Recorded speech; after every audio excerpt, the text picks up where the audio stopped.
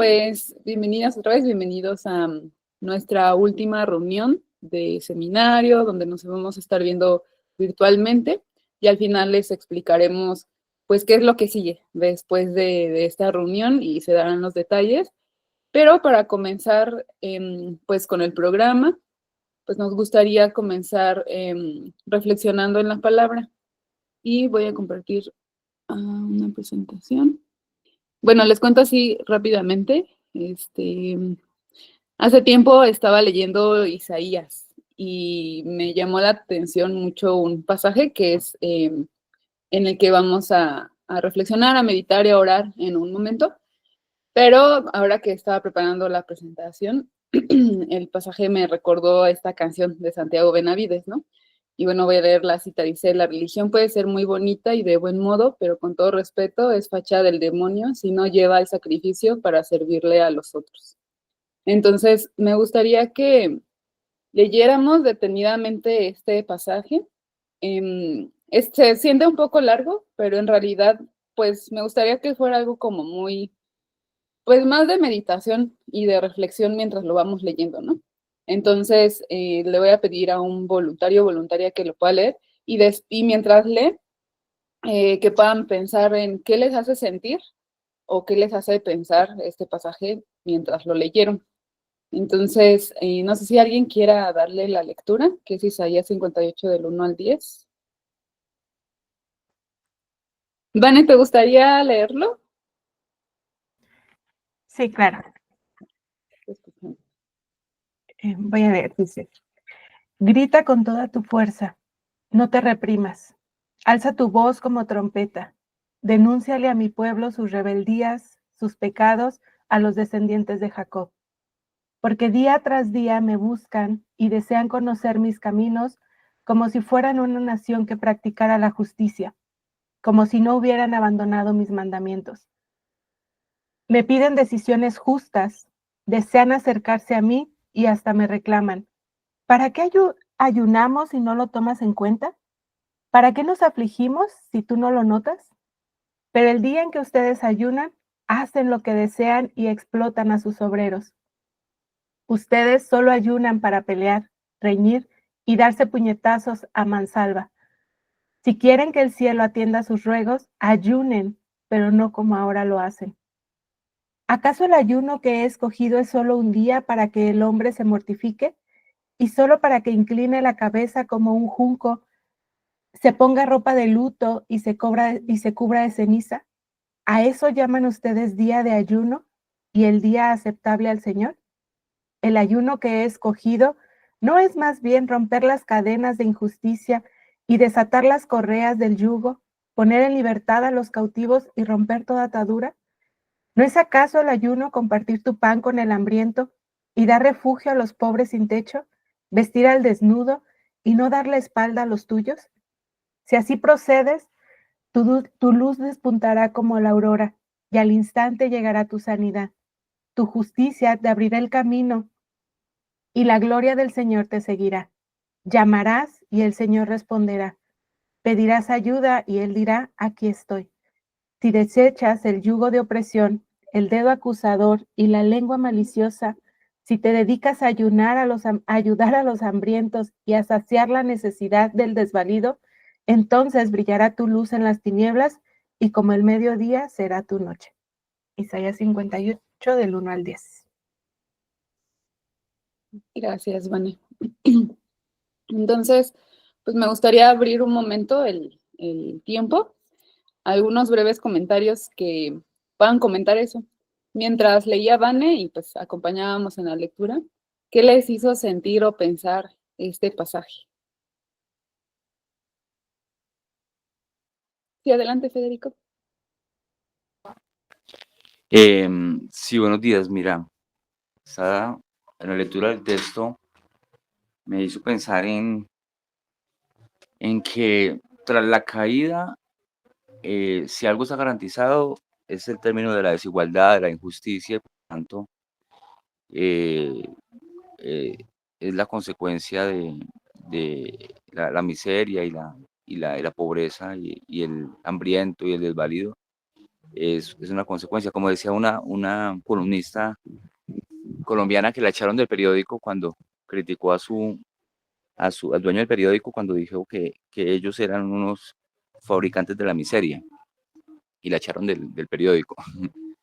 Pero es eso, pensaba en eso, en que hay eso es lo natural desde después de la caída y que en ese sentido lo que se espera de la iglesia o del pueblo de Dios en ese texto, en el reino de Dios, es que sea un referente o seamos un referente de responder a esa injusticia propia de la caída y del mundo. Y allí creo que debe ser nuestra práctica de fe. Entonces eso quería compartir. Muchas gracias. Gracias por esa breve también reflexión que hacías al final. Y no sé, ¿alguien más me gustaría compartir?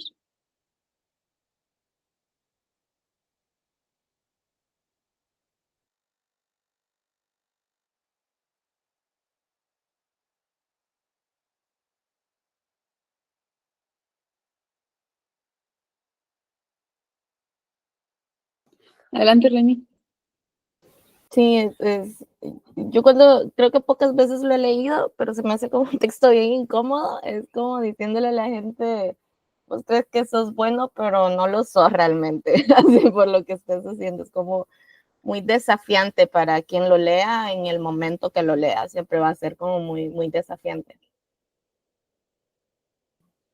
Sí, muchas gracias. Y es muy, o sea, como que, bueno, automáticamente nos ponemos, ¿no? También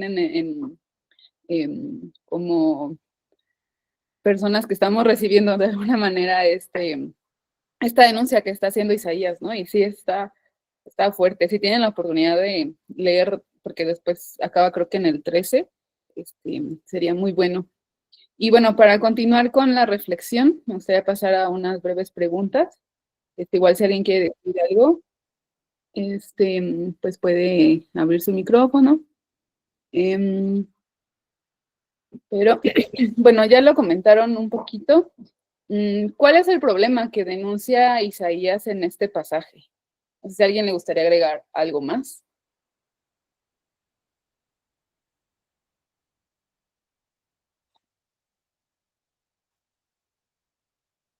Adelante, Sandy. Yo creo que tiene que ver con la religiosidad, es decir, está comparando la disciplina con el ayuno, o sea, la disciplina espiritual con la acción espiritual. Y está diciendo, bueno, solo te quedas con un sentido de la espiritualidad que es el ritual, pero realmente no estás entendiendo el verdadero sentido, lo que hay de fondo en eso. Entonces ahí está, cuando dice el ayuno que he escogido, es las cadenas de la injusticia, las correas del yugo, poner en libertad a los oprimidos. Eso yo pienso que es. Sí, sí, es prácticamente pues pienso también esta denuncia, pues sí, a la hipocresía, ¿no? A no practicar quizá una espiritualidad de manera integral, ¿no? Y bueno, a ver, podemos pasar a la otra que dice, entonces, ¿qué tipo de espiritualidad le complace a Dios? ¿Alguien más que quiera abonar, ¿no?, a esta pregunta? ¿Qué tipo de espiritualidad le complace a Dios? Pienso que, bueno, como esa espiritualidad que se nota, ¿no? Como que es viva, pues que se deja ver, ¿no? Creo que si a mí se me hace súper fuerte, como me piden decisiones justas y desean acercarse a mí, hasta me reclaman, ¿no? Pero como, estamos haciendo todo y no actúas, ¿no? Pero, ¿qué es todo? Entonces, creo que sí, como esta espiritualidad que se ve, que sirve, que acompaña. Gracias, Vane. Sí, y que no se queda solo como en lo individual, ¿no? Porque creo que actualmente está muy de moda como vivir la espiritualidad de maneras muy diversas, pero también como demasiado personales, ¿no? Demasiado individuales. Creo que aquí va desde lo individual hasta lo colectivo también, ¿no? Y bueno, la siguiente es cómo estamos, esto también más a manera de reflexión, ¿no? ¿Cómo estamos nosotros y nosotras buscando al Señor? Porque bien decía Sandy, ¿no? O sea, está hablando del ayuno específicamente, pero esto se podría reflejar en cualquier tipo de disciplina espiritual, ¿no? O sea, ya sea en la oración, en la meditación de la palabra, ¿no? Entonces, seguramente los que estamos aquí practicamos alguna de esas o todas, ¿no? Pero más allá de solo practicarlas, de realmente cómo estamos buscando al Señor, también más allá de lo personal, ¿no? O sea, cómo lo buscamos en todo lo que hacemos, en cómo nos relacionamos con otras, con otros. Y creo que esta versión no lo demuestra mucho, pero hay una parte que habla de los tuyos, ¿no? O sea, como que peleas y riñes con los tuyos, ¿no? Me hace un poco como también esta referencia quizá a la familia o a los más cercanos, ¿no? O sea, cómo estamos buscando al Señor y esto cómo se refleja en nuestras relaciones familiares, en nuestras relaciones laborales, en la escuela, cuando vamos, no sé, en el camión o en la ruta, ¿no? En nuestra interacción con las demás personas.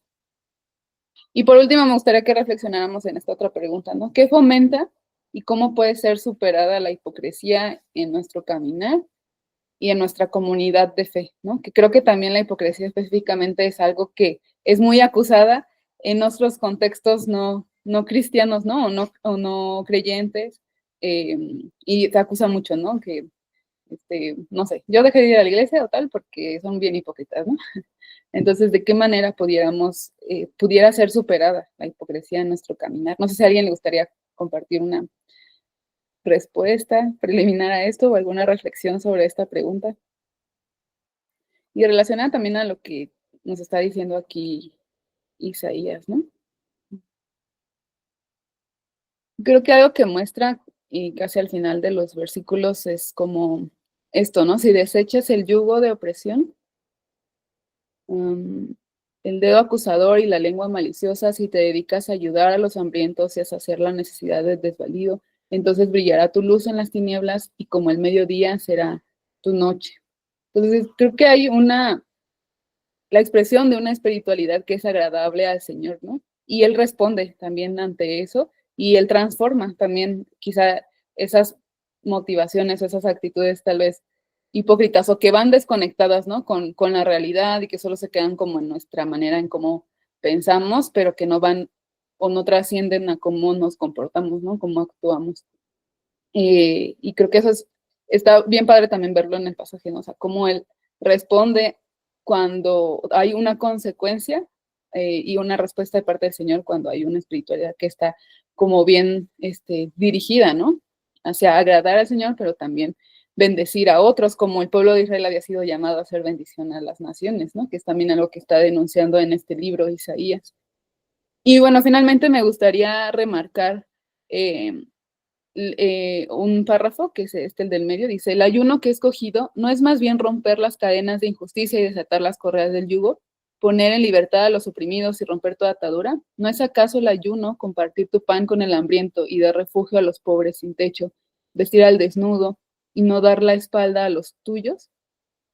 Y bueno, no sé si les recuerda algún otro pasaje, de texto o alguna otra persona, ¿no? Pero bueno, me gusta mucho ver que podemos ver al Mesías aquí, ¿no? O sea, el rol que Jesús vino a hacer a la tierra fue ¿no? Y nos está encomendando aquí también Isaías a hacer lo mismo que Jesús hizo también. Entonces me gustaría cerrar con esta frase que dice, la verdadera espiritualidad debe de estar marcada por las prácticas que reflejan la naturaleza, el carácter y la acción del Mesías. Entonces creo que también para superar, ¿no? Esta hipocresía que quizá nos ha definido en algún momento, pues es regresar a Jesús, ¿no? Ser más como Jesús, mantenernos en constante relación con Jesús, ¿no? Y Él va a seguir transformándonos para poder, pues, actuar, ¿no? Y responder como Él lo hizo. Entonces, pues, me gustaría cerrar con una oración. Y, pues, vamos a orar. Pues, Señor, esta mañana te damos gracias por la oportunidad que nos das de estar aquí y también de poder tener este espacio para reflexionar en tu palabra. Pido, Señor, que me perdones, que nos perdones, Señor, si hemos vivido desconectados de, pues, del contexto de la realidad en la que vivimos como personas, como iglesia, como comunidades de fe, Señor. Ayúdanos a entender, em, pues, el rol que tenemos también como discípulos tuyos, que podamos mantenernos realmente en una relación estrecha contigo para que tú sigas transformando y renovando nuestros pensamientos y eso pueda ser reflejado en nuestras acciones, Señor, en cómo respondemos, en cómo estamos amando, en cómo estamos ayudando, Señor, a otros. Y también si nos llama, Señor, a hacerlo desde nuestra profesión, desde nuestra vocación, nuestro llamado, ayúdanos a ser responsables y actuar de manera ordenada, Señor, con empeño, con dedicación, poniendo nuestros dones al servicio tuyo y siendo guiados por tu Espíritu Santo también para saber cómo responder a estos grandes desafíos también a los que se enfrenta en general América Latina, Señor, y los países que estamos aquí representados. Ponemos este tiempo en tus manos, ayúdanos a seguir reflexionando y meditando en Señor en lo que acabamos de leer, Dios. Te lo pedimos en tu nombre, Jesús. Amén. Pues gracias, amigos y amigas, y pues vamos a darle el tiempo a lo que sigue. Bien, gracias, Gris, por tu reflexión, por compartirnos, cuando empezamos fuerte la mañana, dije cuando leí el texto con Gris, pero muy pertinente para continuar en este proyecto que estamos llevando a cabo, en este cierre de seminario y la transición ya hacia la práctica y hacia nuestros proyectos de servicio en nuestros países. Entonces creo que eso nos debe de llevar en mente qué es lo que queremos hacer ya a la hora de desarrollar nuestros proyectos. Entonces, muchas gracias, queridas, gracias por hacer tiempo para conectarse en esta última sesión virtual. Y como ya les estaba diciendo, este es como ya el proceso de transición hacia el trabajo de campo, diríamos, en las ciencias sociales, en las humanidades, es el trabajo ya de campo. Entonces, para desarrollar la sesión, hoy vamos a tener dos momentos. Vamos a tener este momento donde vamos a compartir unos conceptos clave para la relectura de la Biblia que estamos haciendo y posteriormente va a compartir Sandra un poco más desde la reflexión bíblica. Entonces, en este rato que estamos acá, yo les voy a compartir quizás insumos que pueden ser de utilidad. Permítanme, porque me salió un mensaje. Sí, insumos que pueden ser de utilidad a la hora que nosotros estamos haciendo nuestro trabajo práctico y reflexivo. Entonces, como bien habrán escuchado todo el trayecto del seminario, el proyecto de servicio no solo es un espacio de ir a compartir en la comunidad, sino que debe de ir acompañado de un proceso reflexivo. Y nosotros también queremos darles insumos para que este proceso sea mucho más fácil y también, así como ya nos compartían en el estudio Gris, que sea pertinente y que sea no desde esa hipocresía de la que nos acusan cuando hacemos trabajos en las comunidades, sino desde desde la auténtica espiritualidad o sacrificio que el Señor nos está pidiendo. Entonces, yo les voy a compartir algunos conceptos sociológicos para releer la Biblia. Estos son algunos elementos que nos permiten hacer relecturas. La palabra sigue siendo la misma, la palabra es eterna y sigue a todas las generaciones acompañándonos, pero hay también elementos de las ciencias sociales que pueden ayudarnos a que la lectura sea más pertinente. Entonces, yo lo voy a hacer desde la sociología, que es el campo en el que yo me he podido formar. Y como punto de partida tenemos que considerar qué es el objeto de la sociología, que es algo que creo que todos desde diferentes disciplinas podemos abordar. En términos generales, podemos hablar que la sociología estudia el orden y los cambios sociales. La sociología trata de interpretar la realidad para transformarla, para incidir o para intervenir en ella.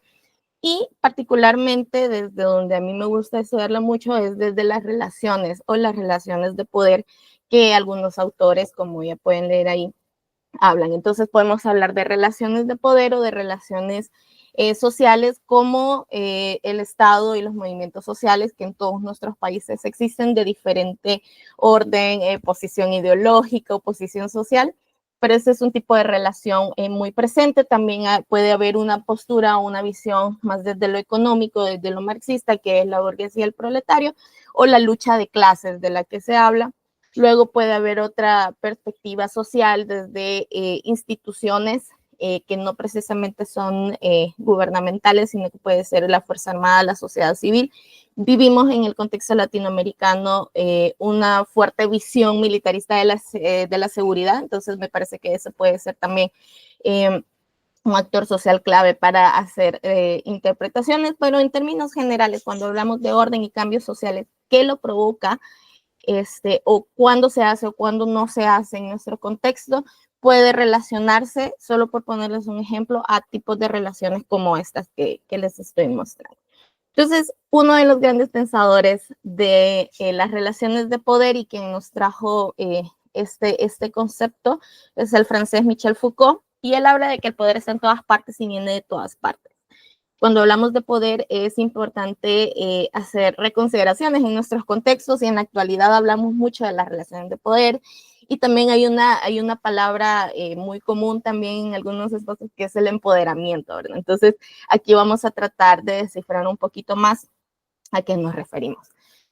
¿Qué es el poder? El poder no es exclusivo de un nivel social y se encuentra en todas las relaciones sociales. O sea, todos tenemos relaciones de poder. Puede ser de padres e hijos, maestros, alumnos. En nuestro caso, en las comunidades de fe, los pastores y las iglesias. Puede haber a nivel de organización, los roles, el organigrama, todo lo que nosotros conocemos como estructura. Las relaciones de poder están vinculadas en todas las áreas de nuestra vida. Entonces, es importante reconsiderar cuáles son las relaciones de poder más cercanas y cómo se ejerce el poder. También dice el autor Foucault nos habla también que el poder no es algo que poseer, sino una serie de actos. Entonces, en ese sentido, a veces estos discursos de empoderamiento son engañosos porque no es algo que podemos hacer por nosotras mismos desde nuestra individualidad. El poder es algo relacional. Y es el siguiente punto que menciona, no es una cosa, sino una relación. O sea, yo no me puedo vincular o hablar de poder si yo estoy desde mi individualidad asumiendo que yo misma lo estoy produciendo. No, las relaciones de poder son relacionales. También dice, las relaciones de poder implican un discurso y una narrativa ideológica. O sea, para tener un discurso de poder, el lenguaje cobra una relevancia muy importante, porque eso establece también la manera o la posición en la relación de poder donde nos vamos a colocar.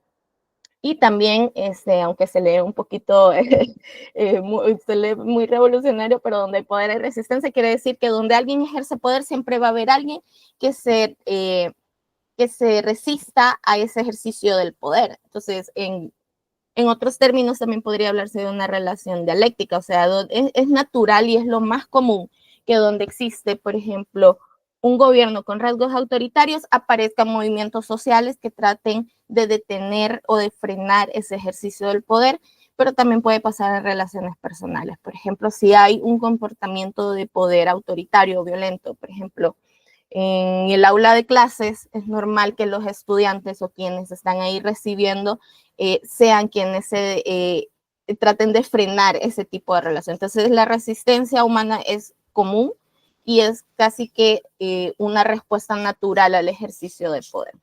Entonces, esto es a grosso modo qué significa el poder desde lo que Foucault nos explica.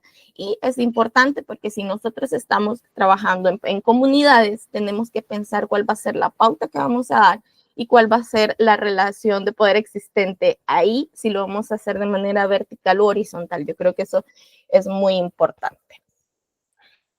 Otros conceptos clave que va a ser importante tener a la mano son 3 que seguramente ustedes ya los han escuchado en alguna conversación, en algún debate, en la universidad. Son 3 conceptos que tomamos desde la filosofía, pero que en general en las ciencias sociales se utilizan. La primera es hegemonía. Ahí les pongo un breve concepto que designa la dominación de la sociedad culturalmente diversa por la clase dominante, cuya cosmovisión, o sea, creencias, moral, explicaciones, percepciones, instituciones, valores o costumbres se convierten en una norma cultural aceptada y en ideología dominante válida y universal. O sea, en palabras más sencillas, la hegemonía nos habla de qué es lo que designan como lo normal.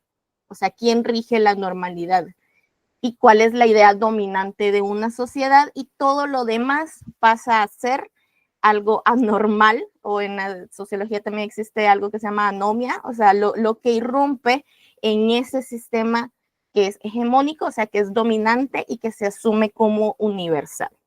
Entonces, a veces hablamos de relaciones hegemónicas, ejercicio del poder hegemónico, o sea, ¿cuál es la idea dominante en sus contextos? ¿Cuál sería la hegemonía? Esa sería una pregunta clave también. ¿Quién ejerce esta hegemonía?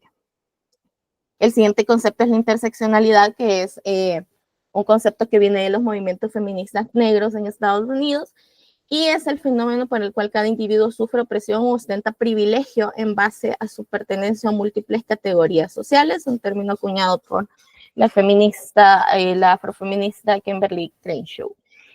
Pensando siempre en hegemonía, hablando de un sistema de dominación y un sistema universal y que establece una normal interseccionalidad, nos hace pensar cuáles son las diferentes clases de dominación u opresión que pueden existir en nuestras vidas. O sea, no todas las personas, y esto es algo también muy desafiante, no todas las personas sufren el mismo nivel de opresión o el mismo nivel de violencia en su contexto.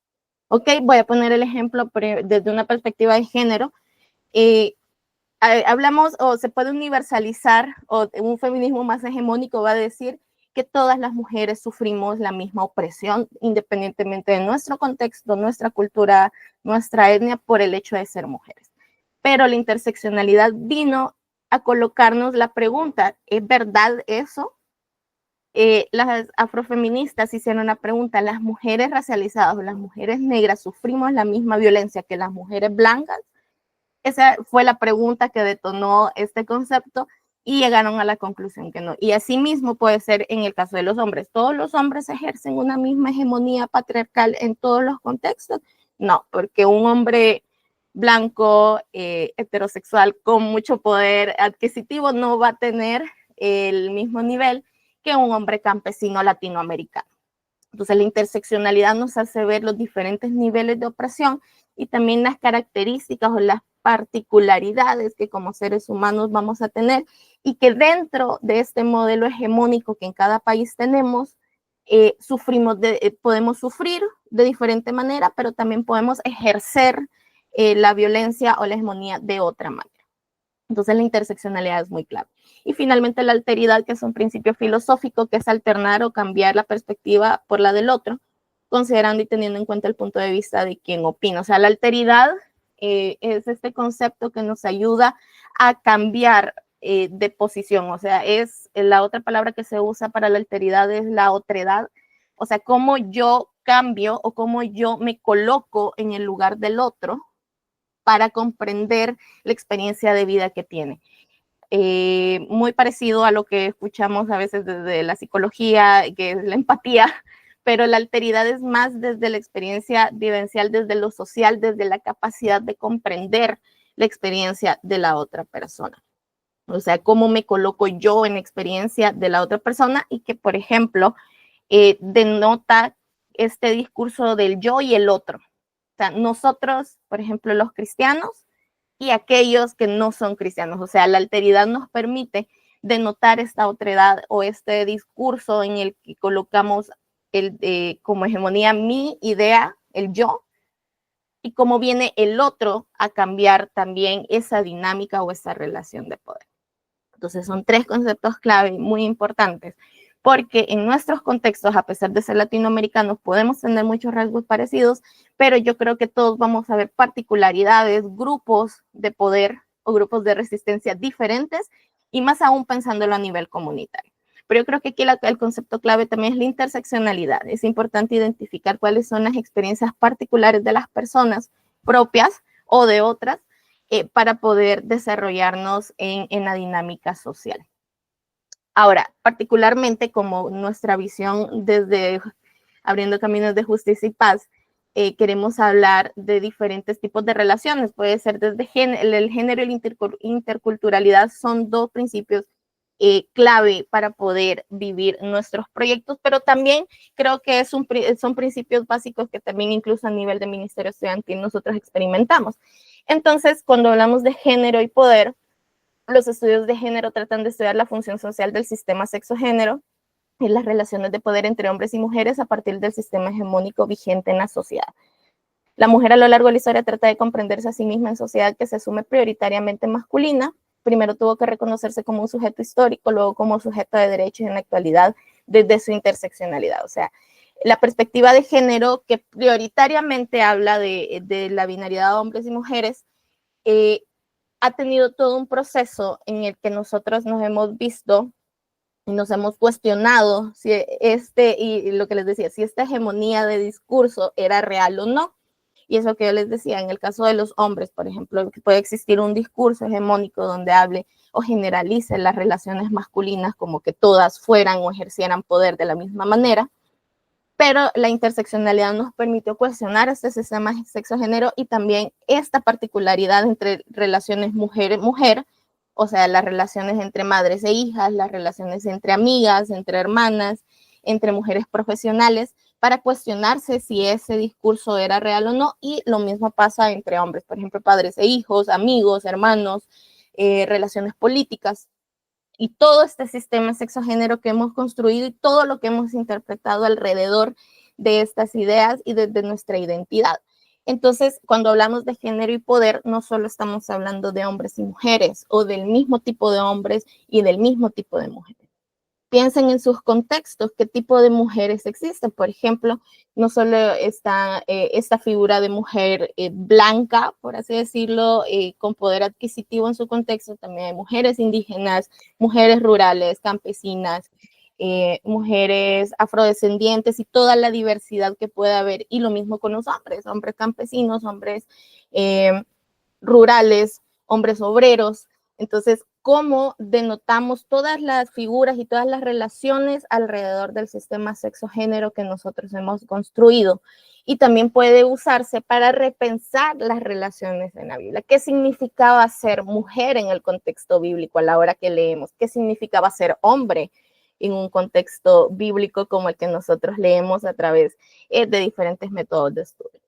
Entonces, género y poder es importante reconsiderar porque la lectura, por ejemplo, en clave de mujer puede variar a una lectura en clave, por ejemplo, de infancias o en clave de discapacidad o en clave étnica. Yo creo que es importante que podamos reconsiderarlo.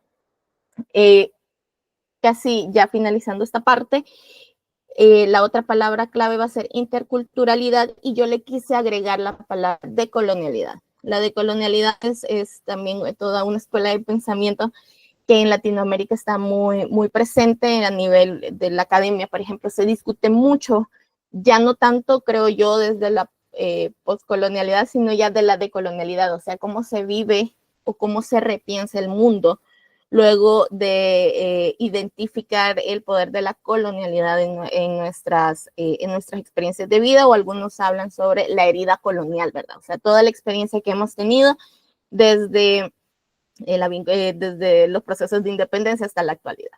Entonces, ¿qué es la interculturalidad? Algo también muy presente en los ministerios estudiantiles.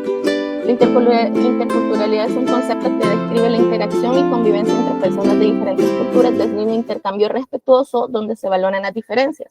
Este enfoque pretende descifrar la igualdad desde la diversidad.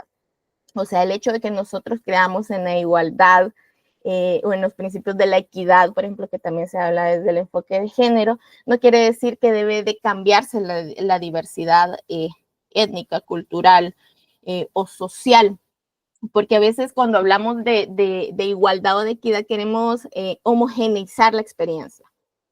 Y eso también es un discurso hegemónico, o sea, es reconsiderar la experiencia cultural de cada persona, incluso dentro del mismo país. Por ejemplo, en El Salvador es un país muy pequeño, muy pequeño, y por mucho tiempo se pensó que la experiencia cultural era la misma, porque la extensión territorial era poca. Pero conforme ha pasado el tiempo, en El Salvador se han dado cuenta de que la diversidad cultural sí existía y que igual que en toda América Latina se divide por regiones. Entonces, eso también es un desafío en su contexto y también a la hora de hacer una relectura bíblica.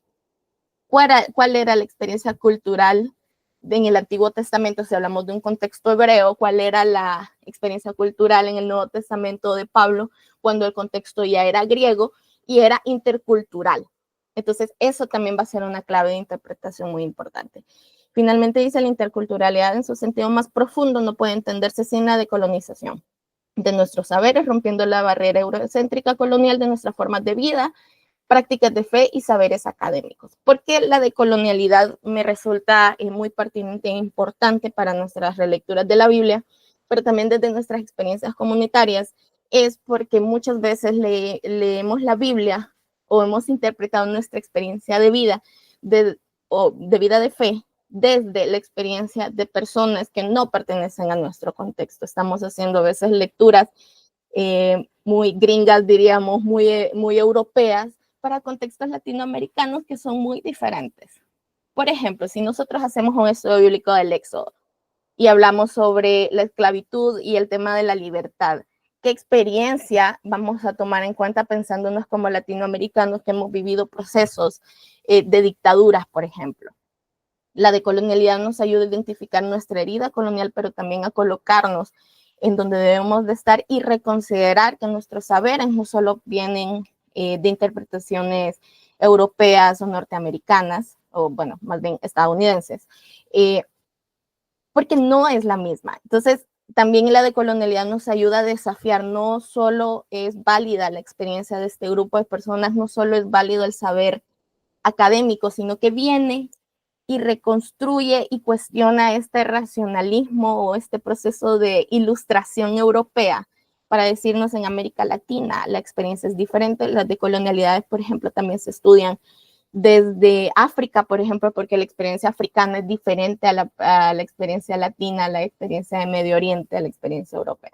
Entonces, cuando hablamos de interculturalidad, es descifrarnos desde la igualdad y la diversidad, pero también yo le agrego el componente de la decolonialidad, que es importante repensar las relaciones de poder y los discursos hegemónicos que hemos establecido para leer la Biblia, ya que, pues sí, al final el Evangelio llegó a América Latina por medio de un proceso intercultural, que no quiere decir que desechemos el conocimiento que fue compartido desde los movimientos evangélicos de Estados Unidos y Europa, no quiere decir que sean malos o que hay que desecharlos y odiarlos, sino que más bien denotar las diferencias, apreciar el proceso histórico, pero comprendiendo que sí existía una relación de poder desigual en América Latina y que existe una herida colonial. Esa quizás es la propuesta que yo les traigo y bueno, como saben, pueden cuestionarse, pueden utilizar estos conceptos para las relecturas, pero también para la interpretación de la realidad. Y precisamente a mí sí me gusta mucho que nos cuestionemos no solo desde la fe, sino también desde el conocimiento académico, porque también al final vamos a hacer relecturas de la Biblia, vamos a trabajar en comunidades, pero también como grupo de académicos, de académicas, de universitarios, también podemos ejercer mal este uso del conocimiento y creer como única forma válida de interpretar al mundo. Finalmente, yo solo quiero dejarles esta inquietud y esta reinterpretación también del lenguaje y de la realidad. Porque el poder, como saben, o como ya les estaba diciendo, necesita un discurso y un uso de palabras. Entonces yo me tomé la molestia de pensar qué tipo de lenguaje usamos, por ejemplo, quienes hemos trabajado en ONGs o en organizaciones de sociedad civil o en organizaciones comunitarias, que tenemos que empezar a cuestionar a la hora de hablar. Por ejemplo, yo me pregunto si vamos a hablar de personas pobres o empobrecidas, que es diferente. La persona no es pobre porque quiso ser pobre, ¿verdad? es una persona que estuvo en un proceso de empobrecimiento. O sea, estas preguntas tienen que empezar a surgir. Cuando hablamos de grupos vulnerables, son grupos vulnerables, pues porque sí, o grupos violentados, o sea, grupos que han vivido violencia históricamente, que necesitan reconsiderar su historia y señalar la injusticia. Grupos históricamente excluidos también es un término muy usado a nivel de ONGs a veces, o podemos hablar de grupos marginados por el poder. O sea, históricamente fueron excluidos porque fue circunstancial o fueron marginados por los discursos hegemónicos. Luego aquí también les hacía la pregunta, ¿empoderamiento o conciencia de opresiones? Hablando de que el poder no puede poseerse ni puede individualizarse. ¿Necesitamos empoderar a las comunidades o necesitamos hacer conciencia verdadera de las opresiones que todos y todas estamos viviendo? Y finalmente ahí pongo, ¿estamos hablando de minorías étnicas o de grupos racializados? Estamos hablando de que son las minorías. Por ejemplo, en El Salvador se habla de que la población indígena es una minoría. O sea, ¿realmente son minoría o solo son grupos que hemos racializado por su proceso histórico, étnico, por su color de piel, por su forma de cabello, por su forma de hablar? Esta yo creo que es como la invitación con la que yo quiero cerrar, y es el recordar que hay un discurso hegemónico, que hay una interseccionalidad y que también necesitamos hacer uso de la alteridad para poder irrumpir en el espacio y para poder tomar la posición. También en esta lectura bíblica, cuando nosotros nos colocamos del lado de los vulnerables, ¿desde dónde lo estamos haciendo? ¿Cuál es el discurso hegemónico? Por ejemplo, solo para ya ir cerrando y darle paso a Sandra, por ejemplo, en el Nuevo Testamento, ¿cuál era el sistema hegemónico? Era Roma, y todo el lenguaje romano y toda la cultura romana, greco-romana, porque viene también del proceso de Grecia, era la imposición, y venían los judíos que se habían vuelto estos grupos marginados por el poder y eran oprimidos, buscando y pensando dónde está nuestro Mesías que nos va a hacer desafiar. Y ellos querían un Mesías hegemónico, un Mesías que viniera con espada a derrotar al emperador. O sea, querían derrotar hegemonía con más hegemonía. Entonces Jesús viene y cuestiona todos estos discursos de poder. Jesús y el Evangelio, o el estudio que nos dio Gris al inicio, son un cuestionamiento a los sistemas hegemónicos de poder que son injustos y que oprimen. Entonces, para darle paso a Sandra, quiero que nos quedemos pensando en estas preguntas: ¿qué tipo de lenguaje estamos usando? ¿Cómo podemos usar elementos con perspectiva de género y con perspectiva de interculturalidad que sean o que hagan justicia a las comunidades y a los proyectos de servicio que vamos a tener, pero sobre todo también desde dónde vamos a leer la Biblia y desde dónde vamos a tener nuestra experiencia de fe? ¿Cómo nos colocamos en el contexto mexicano, salvadoreño, colombiano y ecuatoriano para seguir predicando y hablando de la justicia que Jesús predicó? Entonces yo me quedo hasta acá, esperando les inquiete y que genere mucha conversación entre ustedes. Y bueno, al final vamos a tener un espacio también de preguntas y respuestas. Así que muchas gracias por la escucha. Voy a compartir también la presentación en el chat para que ustedes puedan tenerla ahí a la mano. Entonces, muchas gracias, queridos, queridas, y le doy espacio a Sandra para que pueda hacer su intervención. Pues muchas gracias, Remy. Creo que nos has dado claves conceptuales para poder releer la Biblia, para poder entender también, leer el mundo. Y en este sentido, pues traigo yo una presentación que tiene que ver precisamente con dar seguimiento a todo esto que Remy está compartiendo y que de cierto modo nos está retando a poder integrar en nuestra perspectiva o lectura de la realidad.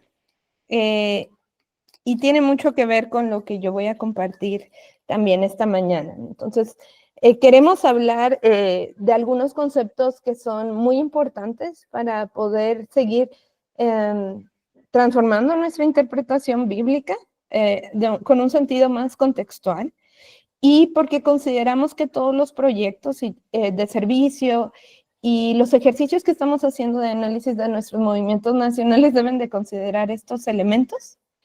Si hablamos del tema de género, casi siempre viene en nuestra mente pues el Génesis, la forma en la que se ha dado una interpretación al texto de Génesis y que ha mediado muchas cosas. Mi tesis de maestría tuvo que ver sobre cómo ocurre la violencia de género al interior de la universidad. Y usé como una de las claves de comprensión de esto el contexto de religión y de fe. Cómo nuestro contexto de religión y de fe puede determinar muchos pensamientos que tenemos acerca de lo que es el hombre y la mujer. Y uno de los espacios o una de las interpretaciones centrales en este sentido tiene que ver con la creación. Entonces, en Génesis vemos que se narra el surgimiento del ser humano y entendemos cuando se habla en Génesis 1, 26, 27, se habla del Adamá, es decir, de la creación de la raza humana, pero muchas de nuestras traducciones lo plantean como el hombre, ¿no? Entonces dice, y creó Dios al hombre a su imagen Dios lo creó, varón y hembra los creó. En el 1.27 vemos un planteamiento acerca de cómo se ha creado el ser humano y cómo se ha creado varón y hembra. Entonces, como lo plantea el Génesis 1.27, no se habla de asimetría o desigualdad, sino que la mujer está representada como alguien que viene a añadir o crear, o que está, de cierto modo, cuando se habla y creó la raza humana, se habla de una integralidad. Y luego, claro que el texto habla de una diferenciación sexual, que es muy importante. En el 2.18 vemos que dice, y dijo Jehová Dios, no es bueno que el hombre esté solo, le haré ayuda idónea para él. En hebreo, la mujer es ese que negdó, siendo el ser un sustantivo y no un adjetivo. Cuando hablamos de asistencia, ayuda o auxilio, el verbo se traduce de manera diferente. Es decir, cuando hablamos de la ayuda idónea. Sin embargo, el texto bíblico usa la palabra ebenecer, que significa piedra de auxilio, y no piedra auxiliadora. Es decir, cuando hablan de benecer, el papel de la mujer que llega con el hombre no es alguien que va a servirle, sino más bien es alguien que va a auxiliar o que va a ayudar en una situación que está incompleta o que no está funcionando. Y esta palabra benecer la utiliza el Antiguo Testamento cuando habla que Dios auxilia al pueblo de Israel. Es decir, la mujer también llega en un sentido de completud, llega en un sentido de ayudar a equilibrar una situación que estaba en desequilibrio, que no estaba siendo plena. Por lo tanto, el papel de la mujer es mucho más relevante de lo que algunas interpretaciones le han dado. Y vemos en el capítulo 3 cómo todo prontamente se derrumba. Cuando hablamos de la caída, pues Eva y Adán desobedecen a Dios y comen el fruto prohibido. Se les abren los ojos, se dan cuenta de su desnudez y comienzan a cubrirse. Una primera consecuencia del pecado es esta ruptura en las relaciones humanas. Y la primera relación que se rompe es la de el hombre con la mujer, la Eva con Adán. Y Dios le dice a Eva, desearás a tu marido y él te dominará.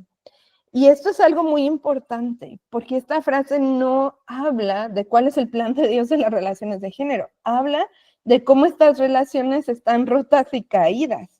Esto no es el mandato de Dios o el deseo de Dios para la creación. El deseo de Dios para la creación es el Génesis, es la creación, es la plenitud. Pero este es el resultado de las relaciones rotas.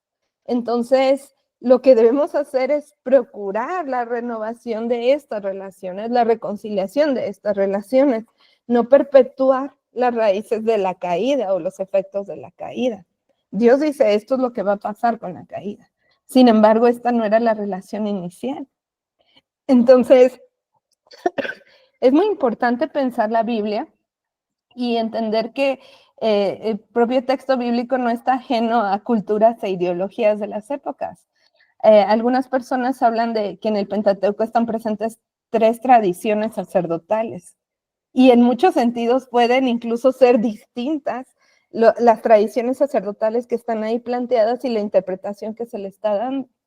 Entonces, históricamente siempre el papel de la mujer ha sido diferente por cuestiones fisiológicas. Imagínense la prehistoria, que entonces están persiguiendo a los mamuts y de repente a alguien del grupo pues le sale una bolita en la panza, está embarazada y no puede seguir persiguiendo a los mamuts o seguir un camino nómada, porque ahora tienen que asentarse, porque van a tener un hijo, porque necesitan cuidar del hijo. Y claro, la cuestión fisiológica hace diferenciar el estilo de vida de hombres y de mujeres.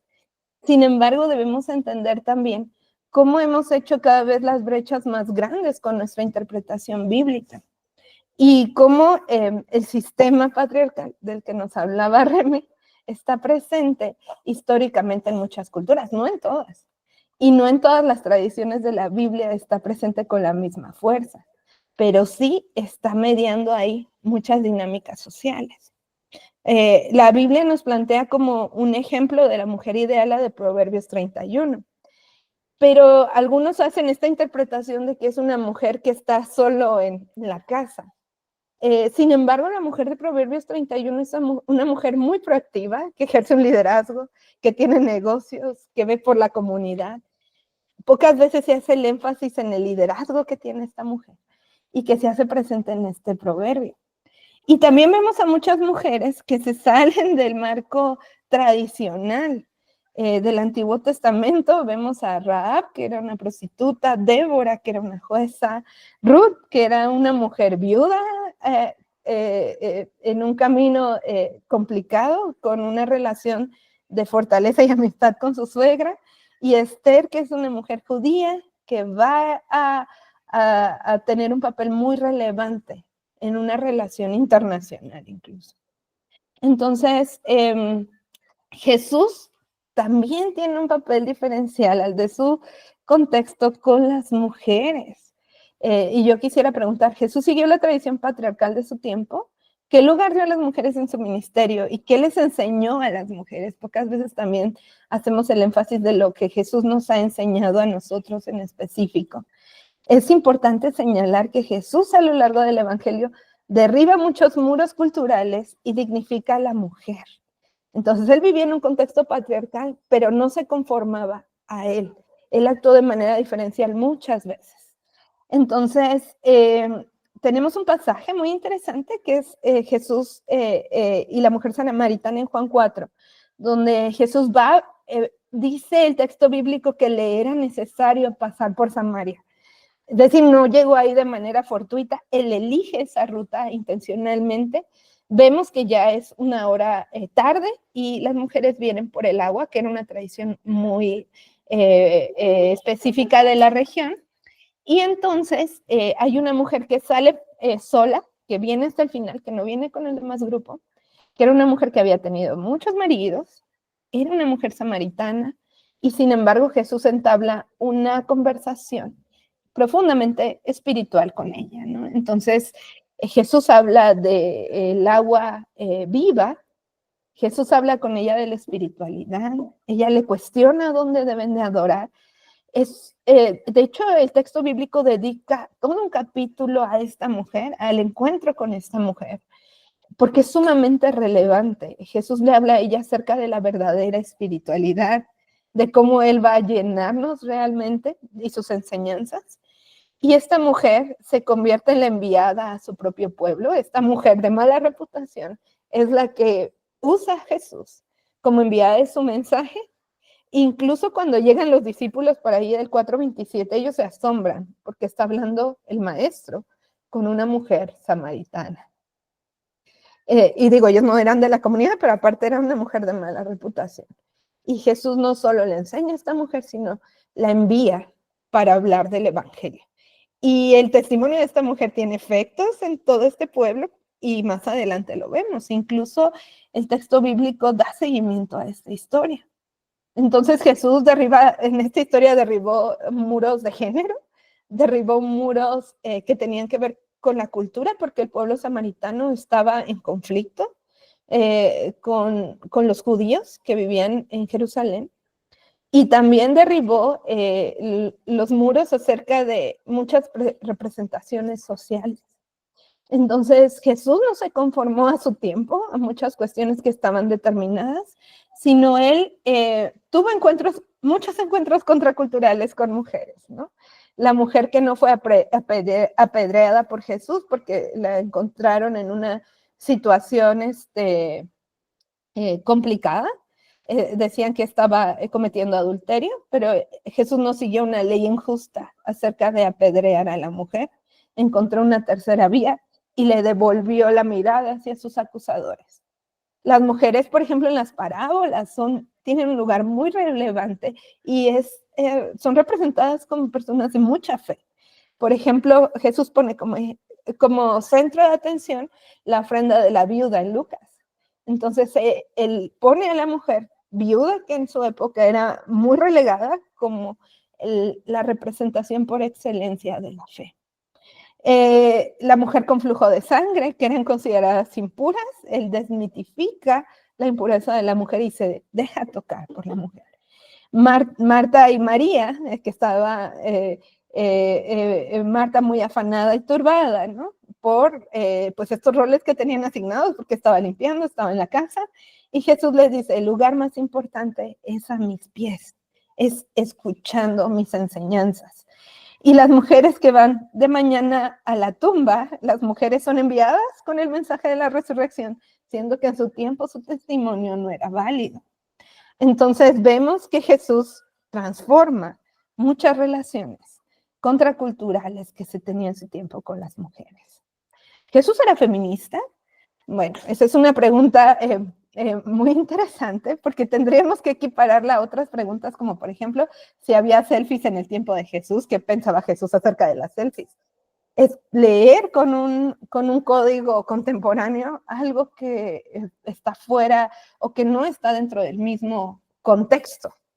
Entonces, más allá de hacer estas ligas que no siguen una hermenéutica, una lógica de la hermenéutica, lo que podemos hacer es entender cómo fue la relación de Jesús con las mujeres en su propia cultura.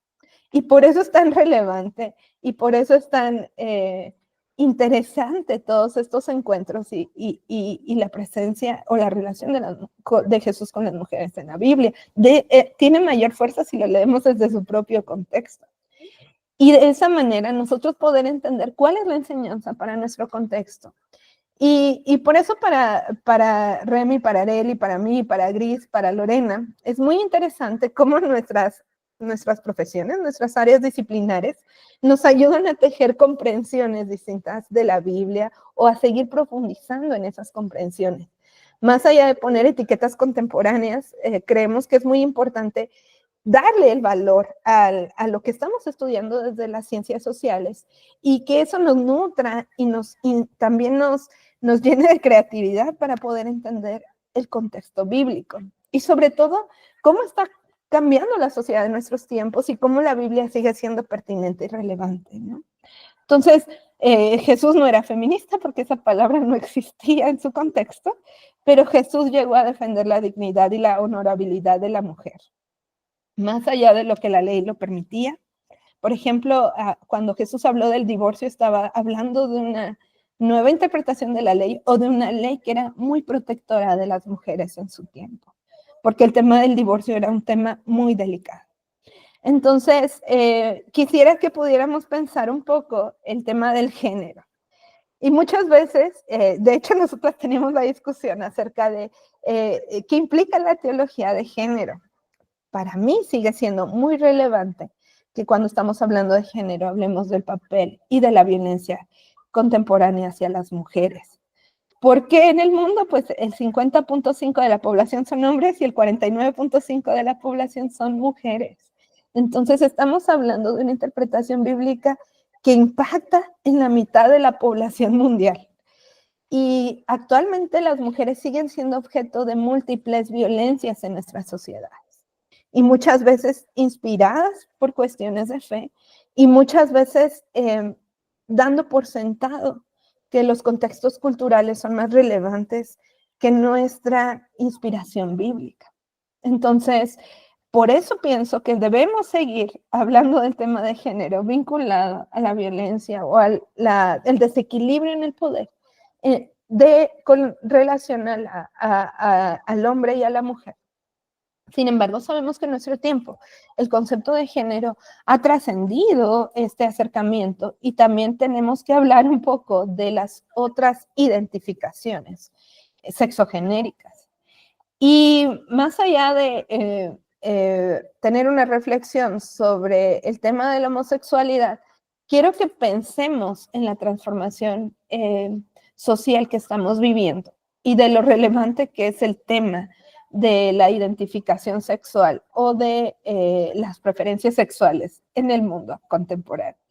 Entonces, de acuerdo a la investigación Ipsos, que habla de la comunidad LGBT, encontramos que el 9% de los adultos de 30 países, se hizo muestra en 30 países, se identificaron como parte de la comunidad LGBT más o Q más u otras siglas que se puedan añadir, en algunos hablan de unas 8. Y bueno, yo como psicóloga entiendo que la diversificación de la identidad sexual tiene que ver también con procesos de crianza y procesos familiares. Cuando alguien nos habla o me pregunta, Sandra, ¿qué es más importante, la genética o el ambiente? Diría, no hay genética sin ambiente. Es decir, puede alguien tener una conformación genética o una mayor carga de hormonas femeninas o masculinas, pero el tema de la crianza y del contexto de desarrollo infantil es muy relevante. Entonces, los genes no son destino y tiene que haber una interrelación entre ambos para que se manifieste cualquier característica de personalidad o de conformación de la identidad en el ser humano. Entonces, es muy importante que conozcamos esto. En esta investigación se habla de cómo se identifican las distintas generaciones en temas de orientación sexual. Y algo que no podemos ver en esta gráfica es que sí hay un cambio generacional. Es decir, las personas más jóvenes tienen mayor tendencia a identificarse con otras identidades sexuales. Entonces vemos que los baby boomers solo hablaron de ser hombre y ser mujer, pero vemos que ya la generación X empieza a hablar de la diversidad sexual, los millennials con mayor, aquí se están hablando de las personas que se identifican como homosexuales o lesbianas en los colores más morados, y que también pueden identificarse como incluso pansexuales o pansexuales o asexuales. Entonces voy a decirles, el azul fuerte tiene que ver con la homosexualidad, el azul claro tiene que ver con identificarse como lesbiana, el morado más fuerte tiene que ver con la pansexualidad y el rosa claro con la asexualidad. Entonces vemos que a medida que avanzan las generaciones, hay mayor diversidad sexual y tiene que ver esto con cambios de tiempos y también con la fuerza que va ganando o la apertura que se va ganando en las sociedades ante estos temas. Pero también es importante mencionar que estamos hablando del 9% de la población mundial, como les ponía aquí. Entonces, para mí, seguir hablando del tema de las diferencias entre los hombres y las mujeres es muy relevante. El tema la perspectiva que tenemos acerca de la homosexualidad está muy asentada en perspectivas como lo que ocurrió en Sodoma y Gomorra. Sin embargo, vemos que hay una exacerbación acerca de la interpretación que se tiene del relato bíblico desde la cosmovisión de lo sexual. Sin embargo, en la Biblia vemos que no solo era una cuestión de una dinámica sexual, sino que había impiedad, orgullo y falta de hospitalidad. Esto es lo que le mereció el castigo tremendo a la ciudad de Sodoma y Gomorra. Incluso cuando Jesús se refiere a esta historia del Antiguo Testamento, habla desde la falta de hospitalidad, y esto se puede encontrar en el texto de Lucas. En el Nuevo Testamento nunca se alude a Sodoma cuando se reprueban las prácticas homosexuales, por ejemplo, no se liga con eso. Entonces, ¿qué quiero mencionar con esto? Que muchas veces nuestra interpretación bíblica está demasiado volcada a condenar lo homosexual y no vemos otros elementos significativos que también están en el texto. Entonces, ¿alguien alzó la mano? Es que escuché un sonido, no sé si alguien alzó la mano, pero si alguien quiere hacer un comentario, adelante. Que también en Isaías 1, ya que estuvimos hablando de Isaías hoy, también hay una referencia ahí a Sodoma y Gomorra. Qué interesante, gracias Lore. También vemos que en el Levítico hay una prohibición muy enfática hacia el tema de la homosexualidad. Está muy enfocada el contexto de la homosexualidad en lo ritual. Y por ahí nos dice el teólogo africano Awi, es preciso señalar que entre el número de leyes de todo tipo que encontramos en los 4 últimos libros del Pentateuco, solo encontramos 2 relativas a la homosexualidad. En cuanto al castigo de pena de muerte, el mismo castigo estaba previsto para el adulterio, la bestialidad y el acostarse con una mujer durante el periodo de la menstruación. Entonces, debemos de entender las claves contextuales y culturales de las diferentes expresiones bíblicas y entender que también estamos dando un foco demasiado específico al tema de la homosexualidad y a condenarla en nuestros entornos eclesiales, más allá de entender las expresiones culturales de la época bíblica. Por ejemplo, Rami hablaba del contexto romano en el que está escrito el Nuevo Testamento, y para ellos la práctica de la homosexualidad era algo muy común. No solo tenía que ver con un contexto ritualista, sino también social o incluso de relaciones entre hombres. Hay muchas interpretaciones acerca de Lucas 7, pero muchas de ellas hablan de cómo Jesús sana al siervo del centurión.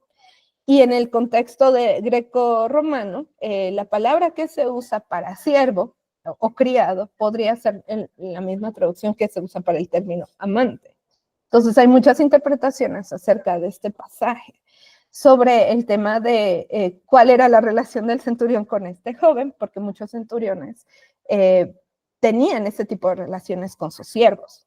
Sin embargo, lo que podemos entender más allá de las distintas interpretaciones del pasaje es que Jesús nunca condenó a los homosexuales o la homosexualidad de su época de manera directa. Sin embargo, sanó a este siervo y Jesús estaba más preocupado que por condenarlos, por mostrarles el reino de Dios. Entonces, creo que también es algo en lo que debemos de pensar de manera actual, la forma en la que a muchos les resalta, porque Jesús habló del divorcio, de la infidelidad, habló de las relaciones matrimoniales, pero no hizo un énfasis en este tema, que también estaba presente en su tiempo. Lo que sí vemos es que Jesús estaba preocupado por las relaciones entre el hombre y la mujer, que son sustento de la familia, y también que Jesús estaba muy preocupado por mostrarles a todos el reino de Dios. Entonces debemos comenzar a repensar cuáles son los énfasis de nuestras interpretaciones contemporáneas y cómo estamos abordando los retos que tiene nuestra sociedad actual, donde seguramente el tema de la diversidad sexual va a seguirse abriendo y va a seguir siendo relevante en nuestras iglesias. Pero no solo el tema de la homosexualidad es un tema relevante en la interpretación bíblica de grupos minoritarios, sino también hay otros elementos, como ya Remy nos hablaba, que son relevantes, como el tema intercultural en la Biblia. Pocas veces hemos leído o entendido que el Cantar de los Cantares es protagonizado por una mujer negra. Así comienza Cantar de los Cantares. Soy morena y hermosa, hijas de Jerusalén, morena como las tiendas de campaña de Cedar, hermosa como las cortinas de Salomón. No se fijen en mi tez morena ni en el sol, ni en que el sol me bronceó la piel. Mis hermanos se enfadaron contra mí y me obligaron a cuidar las viñas y mi propia viña descuida. Entonces, Cantar de los Cantares es un texto sapiencial muy bonito de amor y está encarnando una relación intercultural entre dos personas.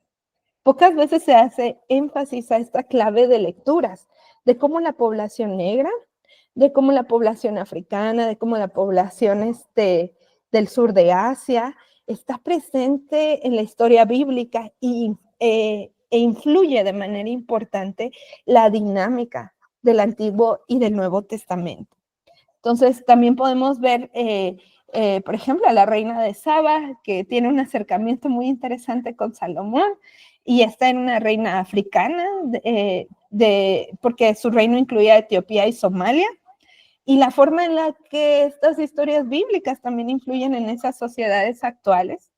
También la forma en la que el texto se desarrolla en toda la cuestión árabe, en todo el contexto árabe, en el Antiguo y en el Nuevo Testamento. Alguien está llamando a mi casa.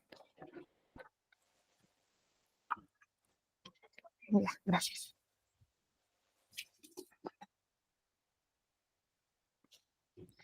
Y también se habla de que 4 de las 12 tribus de Israel podrían tener un origen vinculado a África.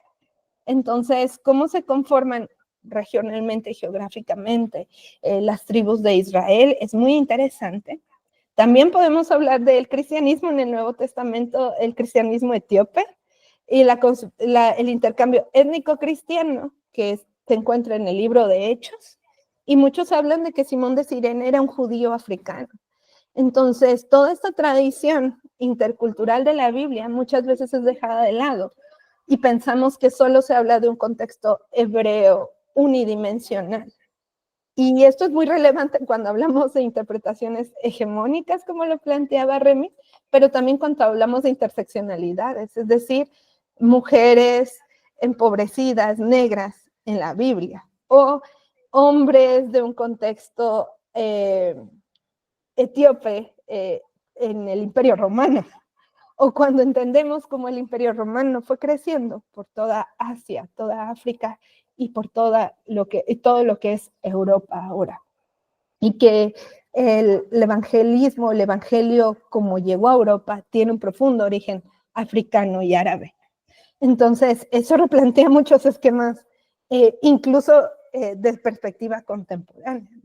Otro grupo invisibilizado en nuestra interpretación bíblica son los ancianos. Por ejemplo, pensamos mucho en el texto de cuando Jesús es presentado en el templo, pero pocas veces vemos este versículo 36. Dice, estaba también ahí Ana, profetisa, hija de Fanuel, de la tribu de Aser, de edad muy avanzada, pues había vivido con su marido 7 años desde su virginidad y era viuda hacía 84 años y no se apartaba del templo, sirviendo de noche y de día con ayunos y oraciones. Esta, presentándose en la misma hora, daba gracias a Dios y hablaba del niño a todos los que esperaban la redención en Jerusalén. Quien hizo más énfasis del papel de Jesús como niño en el templo fue una mujer anciana que era una líder espiritual de su pueblo. Y esto parecería algo que nadie le interesa interpretar, dar énfasis. Cuando recordamos este pasaje, ella no está. Entonces es muy importante ver el papel que tuvieron las mujeres ancianas y los hombres ancianos en la Biblia.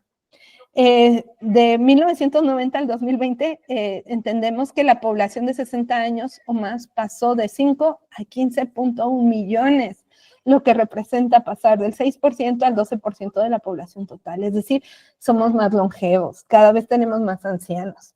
Y en Latinoamérica se espera que para el 2050 haya una mayor cantidad de ancianos aún. Es decir, a nosotros nos va a tocar complicada la cuestión del retiro y las cuestiones de seguridad social, porque vamos a ser una generación con muchos más ancianos.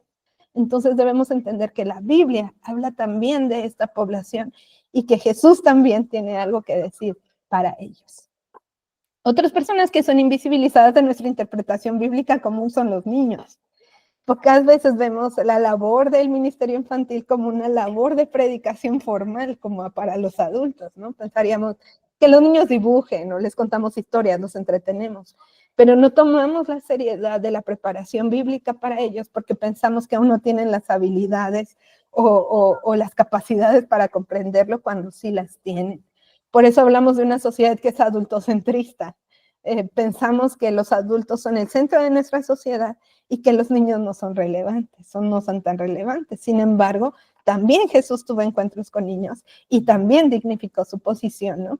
Pocas veces no vemos en el texto bíblico un niño con nombre, vemos a la hija de Jairo, ¿no? Cuando Jesús la restaura, la trae de nuevo a la vida, y cuando le dice Talita Cumi, que traducido es niña, a ti te digo, levántate. Entonces, es tan importante este milagro que hizo Jesús con ella como otros milagros de resurrección. También en Lucas vemos que Jesús hace una declaración explícita: dejen que los niños vengan a mí, no se los impidan, porque el reino de los cielos es de quienes son como ellos. Les aseguro que no recibe el reino de Dios como un niño, de ninguna manera entrará en él. Y entonces tendríamos que estarles pidiendo a los niños su teología, ¿no? ¿Cómo ellos están entendiendo el evangelio? Y de qué manera nos pueden mostrar cómo entrar al reino de Dios. Entonces, se estima que hoy las personas de 0 a 11 años conforman el 19.5% de la población mundial y se proyecta que en el 2050 representen el 12.8%. Es decir, está decreciendo la cantidad de niños que hay en el planeta. Y eso también es un fenómeno muy relevante. Otro grupo invisibilizado de nuestra interpretación bíblica son las personas discapacitadas. Sin embargo, precisamente mi pequeña hija está aquí conmigo. Sin embargo, el ministerio de Jesús tuvo mucho que ver con las personas que tenían un contexto de discapacidad y ellos fueron muchas veces el centro de sus enseñanzas. Las personas ciegas, las personas sordas, las personas que estaban sufriendo una afectación de la piel y que personas que estaban sufriendo algún tipo de cuestión, ahora podemos hablar de divergencia mental, que estaban sufriendo algún tipo de epilepsia, que estaban sufriendo algún tipo de alucinación. Jesús está con las personas que están viviendo alguna discapacidad. Tenemos el pasaje de Mateo 11, 4 al 6, la liberación de estas personas con una afectación física se vuelve en una manifestación, en un milagro y en una manifestación del reino de Dios. Respondiendo Jesús les dijo: id y haced saber a Juan las cosas que oísteis y visteis. Los ciegos ven, los cojos andan, los leprosos son limpiados, los sordos oyen, los muertos son resucitados, y a los pobres es anunciado el evangelio, y bienaventurado es aquel que no haya tropiezo en mí. Entonces, actualmente el 16% de la población mundial sufre alguna discapacidad importante, repito, actualmente. Entonces, el 16% de la población mundial vive con discapacidad, es decir, son más los discapacitados que incluso lo que se proyecta que va a haber de niños en el futuro. Entonces, también es una población a la que debemos hablar y en la que debemos de pensar en cuál es nuestra teología y cuál es el posicionamiento de Jesús sobre eso y cómo están presentes en nuestra interpretación de la Biblia. Sin embargo, uno de los temas centrales de la Biblia son las personas que están en una situación empobrecida. Yo también les llamé así sin saber que Remy iba a tener ese enfoque. Personas que no son pobres, sino que por cuestiones estructurales han sido empobrecidas y quienes sufren o son víctimas de injusticias. La Biblia habla continuamente de esto porque el desequilibrio en el poder también ha sido histórico y la opresión de los sistemas políticos y sociales ha estado presente en la Biblia y sigue estando presente en nuestro tiempo. Entonces, cuando Jesús habla del juicio de las naciones, dice: porque tuve hambre y me diste de comer, tuve sed y me disteis de beber, fui forastero y me recogisteis, estuve desnudo y me cubristeis, enfermo y me visitasteis, en la cárcel y vinisteis a mí. Entonces los justos le responderán diciendo: Señor, ¿cuándo te vimos hambriento y te sustentamos, sediento y te dimos de beber? ¿Y cuándo te vimos forastero y te recogimos, desnudo y te cubrimos? ¿O cuándo te vimos enfermo en la cárcel y vinimos a ti? Y respondiendo el rey les dirá: de cierto os digo, en cuanto lo hicisteis a uno de estos mis hermanos más pequeños, a mí lo hicisteis. Entonces vemos que en la última edición del informe del Fondo Monetario Internacional, 1.100 millones de personas viven en situaciones de pobreza extrema, no un nivel de pobreza medio, sería mucho más gente, sino en un nivel de pobreza extrema, de los cuales el 40% vive en países en situaciones de guerra, fragilidad y con escasa paz, según al menos de uno de los 3 conjuntos de datos más utilizados para medir situaciones de conflicto. Entonces vemos que en esta situación está gran parte de la población mundial. Por lo tanto, nuestra teología acerca de la pobreza, acerca de la injusticia, se vuelve muy pertinente y muy necesaria, porque estamos hablando de que tenemos que mostrar el énfasis del Evangelio a una gran cantidad de la población. Debemos mostrarles qué dice Jesús acerca de esto a una gran cantidad de la población. Y también a la población que es privilegiada, porque Jesús habla del servicio y de poder amar al prójimo con todo lo que somos y con todo lo que tenemos. Entonces, entender que el Evangelio de Jesús es transformador de las relaciones humanas y nos llama también a no excluir de nuestra interpretación y de nuestra mirada de la Biblia a gran cantidad de personas que necesitan una teología pertinente y que necesitan ver cómo están reflejadas en la historia de Dios. Entonces, Gálatas 3:28 dicen, no hay judío ni griego, no hay esclavo ni libre, no hay hombre ni mujer, porque todos vosotros sois uno en Cristo Jesús. Entonces, el Evangelio trastoca las relaciones personales, nuestros pensamientos, creencias y acciones, nos trastoca a nivel comunitario, las relaciones, nuestra organización política, económica y las formas en las que somos y existimos y coexistimos juntos. Y también el mensaje de Jesús trastoca lo social, las estructuras, las instituciones, las leyes, la cultura y los prejuicios que tenemos. Por lo tanto, nuestra interpretación bíblica es fundamental y poder visibilizar a todos aquellos grupos que son excluidos de nuestra interpretación blanca, privilegiada, hegemónica, tienen que ser cuestionados. Y tenemos que seguir pensando en una interpretación bíblica que si reúne todos estos elementos, va a tener cada vez más fuerza, más pertinencia, y va a ayudar también a transformar todos estos elementos en nuestra sociedad. Entonces, quisiera terminar con esto. Espero que haya sido interesante esta reflexión para ustedes. Consideramos que ahora que vamos a salir a hacer el trabajo de campo, es necesario tener esto en mente y poder ir comprendiendo cómo vamos a encontrarnos con estos procesos interculturales, con estos procesos de injusticia, con estos procesos de dinámica diferencial de género, y cómo podemos leerlo a la luz de la Biblia. Y cómo en nuestras etnografías de los movimientos nacionales pueden estar también estos elementos de reflexión presentes. Les agradezco mucho por prestar sus oídos a esta reflexión. Y vamos a pasar ahora con un tiempo con Lorena. Ahora Lorena nos va a compartir un poco algunas recomendaciones, porque ahorita vamos hacia el momento número 2, que debemos de tener en cuenta en temas de comunicación, porque queremos darle mucho énfasis a lo que vamos a realizar y poder compartirlo con otros. Entonces, doy el tiempo a Lorena. Bueno, algunas recomendaciones para las comunicaciones de las acciones en el marco de los proyectos de servicios, que es en lo que estoy apoyando principalmente el proyecto. Digo principalmente porque uno como cristiano y como asesor de un movimiento nacional es imposible no involucrarse en estos temas, así que Sandra, Deli y Remy, creo que mi participación no va a ser solo en comunicación, no puedo no ponerle el corazón a esto, como obrera también.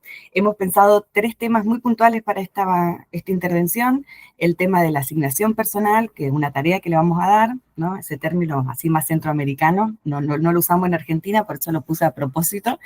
Algo sobre la especificidad del lenguaje audiovisual, y quisiera identificar algunas necesidades puntuales de ustedes y de sus equipos en base al proyecto, acá en la ILC, con Sandy y las chicas, sobre comunicación, obviamente, ¿no? Entonces vamos a ir a esto. Después mandamos también esta presentación, compartimos con ustedes todo el material, pero básicamente lo que hemos acordado con las chicas es que cada participante del equipo base, o sea, el estudiante, el líder, el profesional, el facilitador, ¿no? El asesor, por movimiento nacional durante los proyectos de servicio, empezando ahora, ¿no? Por los proyectos de servicio, pues vamos a ver cómo trabajamos la etnografía, las actividades, las otras actividades del proyecto, pero que básicamente cada participante pueda tomar al menos 5 fotografías, son muy poquitas, podríamos haber puesto 10, pero con 5, que las puedan tomar a conciencia, planificar esto, ya vamos a hablar de eso, y grabar al menos un video de 3 a 5 minutos. Esto, insisto en el al menos, porque pueden tomar más, ¿no? Pero hacer una selección de las mejores fotos, hacer una selección de los videos, y cuando hablamos de grabar un video, hablamos de eso, ¿no? De tomar una captura, por ejemplo, de un momento específico, ¿no? Entonces, estamos ahí haciendo no sé, voy a tomar algo que ya hicieron las chicas, arreglando un jardín, ¿no? En un contexto de servicio, entonces nos ponemos de acuerdo. Yo, coordinador, voy a grabar el momento en que está hablando el estudiante. Yo, estudiante, voy a grabar el momento en que estamos haciendo los cambios de las plantas, ¿no? O sea, esto de acordar espacios de grabación según quién esté tomando la palabra, ¿no? Por ejemplo, yo ahora estoy hablando y no me puedo tomar una captura de pantalla de lo que estoy diciendo porque no estoy con la computadora y no puedo a sacarme foto a mí misma. Entonces, este tipo de cosas, planificarlas ayuda para que tengamos registro de todos los momentos de una actividad, ¿no? Ahora pensando específicamente en el proyecto de servicio. Lo cual para mí también es un desafío, porque si bien he estado en muchas cosas que hoy llamaría proyectos de servicio, desde esta perspectiva y de lo que estamos haciendo con el proyecto de Sandra, para mí es la primera vez también, así que estoy tratando de pensar con ustedes y con ustedes cómo registramos esto, ¿no? Cada uno de los movimientos tiene una carpeta nacional con acceso creo que todos tienen acceso a su propia carpeta, entonces creamos ahí una carpetita que dice fotos y videos, y lo ideal es que adentro de esa carpeta, cada uno cree su propia carpeta con su nombre y apellido, para que yo misma pueda tener acceso después a estas imágenes, a estos registros que van a tomar, y poder usarlos para hacer difusión del proyecto después que termine también, ¿no? Entonces, no es su carpeta personal donde yo no tengo acceso, eso es un material también cuidado y prolijo e interno del proyecto. Entonces, sí, a estos drive, donde está más lo nacional y lo que están trabajando todos, puedan subir ahí sus materiales. Por favor, si tienen preguntas, no sé si realmente quieren hacerlas ahora o al final, pero anoten su pregunta porque es importante que entendamos esto, ¿no? 5 fotografías por persona, al menos, y al menos un video. Y decimos entre 3 y 5 minutos para que haya pueden ser. Lo que no queremos que sean solo 15 segundos de un video, que eso pueden hacerlo también, ¿no? Cuando inicia algo y nos sirve ver cómo comienza, cómo termina, pero sí tener planificado un video que dura al menos 3 minutos, en esto de que se esté hablando con, no sé, por ejemplo, ahora cuando Sandra habló, un segmento de lo que ella habló podría ser detenerme en los ancianos y que esté completa esa parte, si lo voy a usar como un mini video o un video corto para mostrar de lo que estamos hablando del proyecto. No me sirve si está cortado, si lo empiezo a grabar después que ya empezó a hablar de los ancianos, ¿no? Entonces, ese tipo de cosas hay que planificarlas, porque si no las pensamos antes, no llegamos a tiempo. Las podemos hacer, las hacemos igual, grabamos igual, eso desde ya le digo, las fotos que ustedes piensan que no sirven, igual después sirven, pero acá estamos tratando de darle este enfoque más profesional, ¿no? Al registro comunicacional de una actividad concreta. Bueno, voy a avanzar porque tengo otras cosas. Respecto al lenguaje audiovisual, justamente esto para sacar mejores fotografías, mejores videos, vamos a hablar de 3 cositas muy básicas del lenguaje audiovisual. Este material está acá linkeado, es como una guía que yo usé para trabajar con escuelas secundarias hace 10 años, cuando empezaba en esto de acompañar procesos educativos y la inclusión del audiovisual. Entonces, nada, es un material mío que se puede leer completo ahí, que habla de guión, habla de un montón de cosas que hacen el lenguaje audiovisual, pero a los fines de lo que ustedes van a hacer, solo algunos tips muy concretos, ¿sí? Cuando hablamos de lenguaje audiovisual, en vez de hablar de palabras, párrafos, y oraciones, párrafos, hablamos de escenas, ¿no? Entonces, ¿cómo construimos esas escenas y cómo vamos a construir después ese lenguaje? A través de Lo primero, cuando prendemos una cámara, sea un celular, que la mayoría soy consciente va a usar un celular, si alguno podría disponer de una cámara profesional o tiene algún amigo fotógrafo que se quiere sumar, eso sería genial, ¿no? Porque nos desligamos de esto, pero la idea es tomar el compromiso también con esto de mostrar. Hoy hablábamos, ¿no? Del lenguaje, hablábamos de cosas con el tema de género, de la interculturalidad, pero también es importante cómo aplicamos, pero cómo mostramos esto de otra manera claramente diferente a cómo hacen los medios hegemónicos, los medios tradicionales de comunicación, ¿no?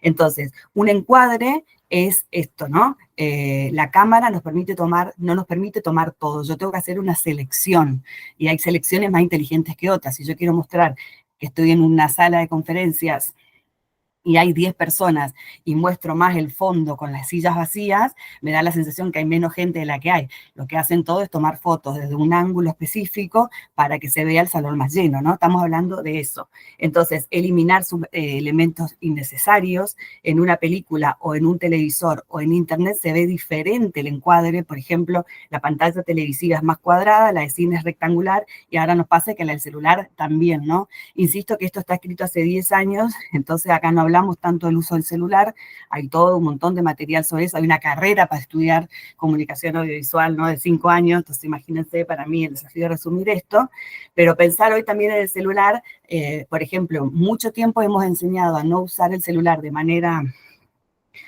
así, sino así, justamente, en horizontal, porque no existían las historias. Entonces nosotros tratábamos de usar el celular en posición horizontal para recuperar mejor una imagen que después pasada a la televisión, inclusive si llegara al cine, esa captura que usábamos sirviera mejor. Pero ahora con el tema de las historias hay que grabar sí o sí de las dos maneras, en vertical y en horizontal. Bueno, entonces después del encuadre, ¿qué tenemos? Justamente los planos. Y voy a ir primero a ver este video, que es más didáctico, y después vamos a hablar específicamente sobre, voy a dejar de compartir para ir directo al video. Vamos a ver esta sección muy brevemente de los tipos de planos y después vamos a hablar de eso.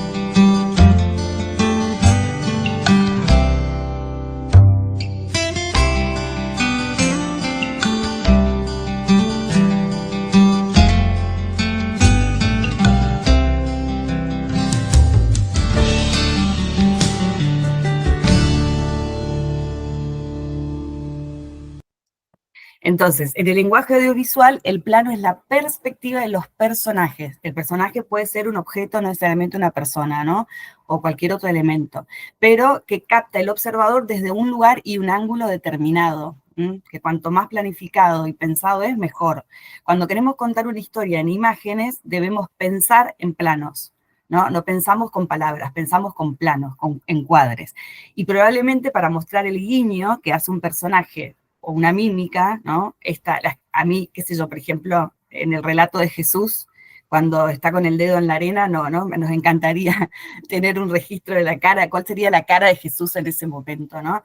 Y bueno, entonces ahí necesitamos acercar la cámara para que el plano no sea muy abierto y sea perceptible. Entonces, fíjense, acá tenemos lo mismo que vimos en el video, pero para repasar nomás y que tengan los nombres, el plano detalle, ¿no? Esto es muy importante que lo usen en los proyectos de servicio, cuando hay lágrimas, cuando hay perdón, ¿no? Hoy pensaba cuando ver mis borradores acá, cuando Remy nos hablaba de la hipocresía, yo digo, wow, ¿cómo representaría la hipocresía en un plano detalle, ¿no? Entonces, fíjense, ahí viene todo esto de el montaje, todo lo que se puede trabajar en audiovisual, que para los que somos el mundo de la comunicación es fascinante.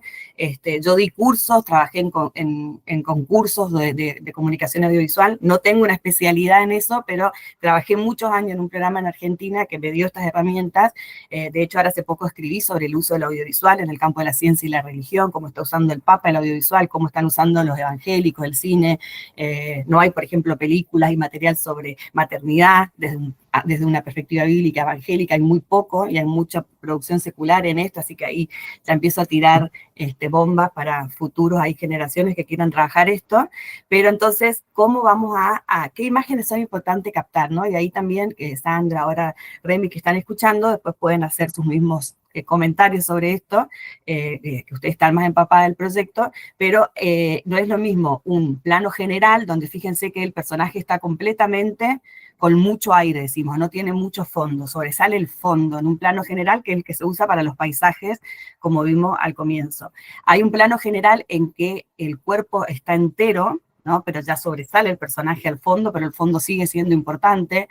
En el plano entero, que esto es muy importante, seguimos diciendo entero, díganlo ahí donde están, entero, porque esto pasa en las fotos de 15, en las fotos de casamiento, le cortamos el velo a la novia, le cortamos el zapato que se ve el vestido, pero no sabemos si estaba de sandalia o bota. Cuando el plano es entero, no tiene que sobrar piso ni tiene que sobrar cielo, ¿no? Y esto es importante también para que lo apliquen y practiquen esto en sus eventos familiares, que estamos todo el tiempo sacando fotos.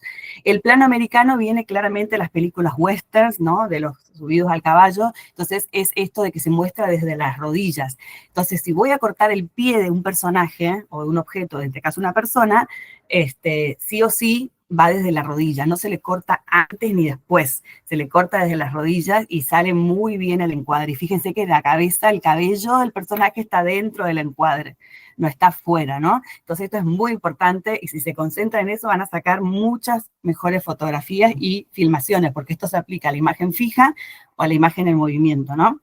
Bueno, el plano medio largo está desde la cintura hacia arriba, el plano medio que está más desde el busto, ¿no? Pero incluye el busto, el plano medio corto de los hombros, un primer plano en la cabeza completa, y acá fíjense que hay un primerísimo primer plano, que la forma en el lenguaje audiovisual de usar esto es con las iniciales PPP, PP, PPME, C, PM, ¿no? Pero sí está cortado la cabeza y está cortado el mentón, pero sigue siendo un encuadre armónico, ¿no? Equilibrado en esto de cuando cortamos el cabello, que es la forma más sencilla que encuentro decirles, porque esto realmente quiero que sea práctico para ustedes. Bueno, y el plano detalle que ya hablamos. Acá tenemos un poco más resumido esto, después pueden leerlo, se los voy a pasar también a la presentación, pero que también hace énfasis en qué es importante, ¿no?